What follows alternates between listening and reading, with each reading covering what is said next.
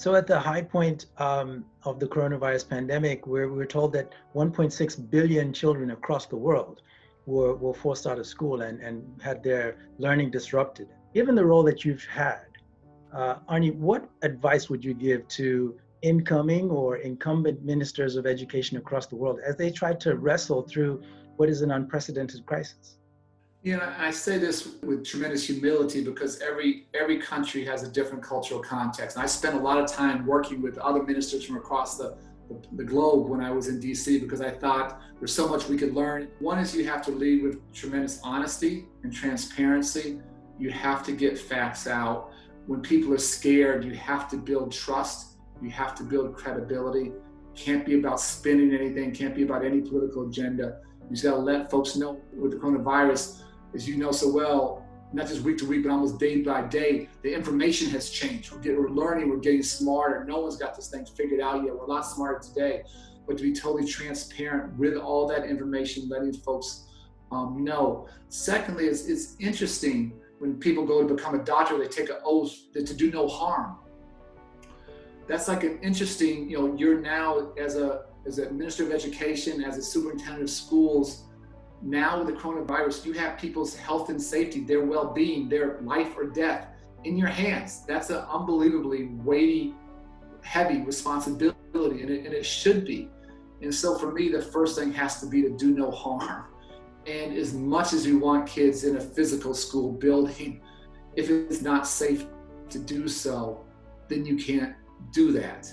And I always say, schools and school districts aren't islands, they're not bubbles. The best way to bring kids back to physical school buildings is to beat down the virus in the communities where those schools are. Until you can bring kids back in a physical situation, then you're thinking about a couple of things. Schools are social safety nets. And so throughout this pandemic, I've done a weekly call with school superintendents, with nonprofits that feed kids across the country. And starting early in March, we've talked every single week. They have continued every single day throughout this pandemic to feed tens of millions of kids and their parents and younger brothers and siblings meals every single day. Just been extraordinary work that's been so important. Secondly, again, you have to take care of young people's social and emotional health and the amount of trauma that young people are dealing with, that they were dealing with prior to the pandemic, now with the pandemic. And then the third piece is obviously how do you pivot to sort of this virtual learning world, and access to internet, access to devices, trying to close the digital divide, helping teachers scale up, all of those things. But for me, it's again the same hierarchy goes back to my mother's program. It's crazy.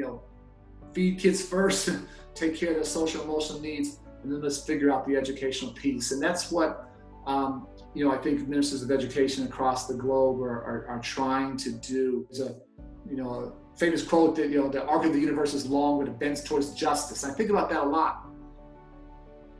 It only bends towards justice if we put in the work to make it bend towards justice. It doesn't happen naturally. It doesn't happen inevitably.